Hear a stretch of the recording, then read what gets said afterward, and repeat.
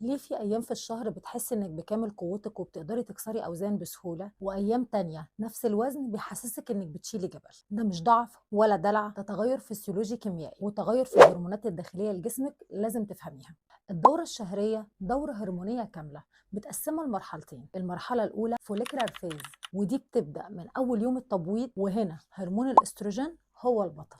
الاستروجين هرمون بناء بنفس قوة هرمونات البناء العضلية، بيزود حساسية الأنسولين وبيخلي جسمك يحرق أكتر جلوكوز وكربوهيدرات عشان يديكي كفاءة وطاقة عالية، ومفاصلك وأربطتك في الوقت ده بتكون في أفضل حالاتها، وده بقى وقت الأوزان التقيلة والبروجريسيف أوفرلود. والمرحلة التانية اليوتيل فيز، ودي بتبدأ بعد انتهاء التبويض ولحتى الدورة الجديدة، وهنا بيسيطر هرمون البروجستيرون اللي بيزود التفكيك العضلي اللي هو الكاتابوليك أو الهدم، وبيرفع درجة حرارة الجسم الأساسية بمقدار نص درجة، وبيزود ضربات القلب وبيعمل سرعة في التنفس. والأهم من ده حساسية الأنسولين في الوقت ده بتقل، والجسم بيميل لحرق الدهون بدل ما يطلع الطاقة من الكرب أو الجلوكوز، عشان كده بتحسي بالإجهاد. طب يعني إيه الكلام ده علميا في الجيم؟ أول أسبوعين استغلي الطاقة دي في إنك تزودي الأحمال والشدة في التمرين وتكسري أوزانك، وآخر أسبوعين وبالأخص الأسبوع الأخير قبل الدورة خففي الشدة التدريبية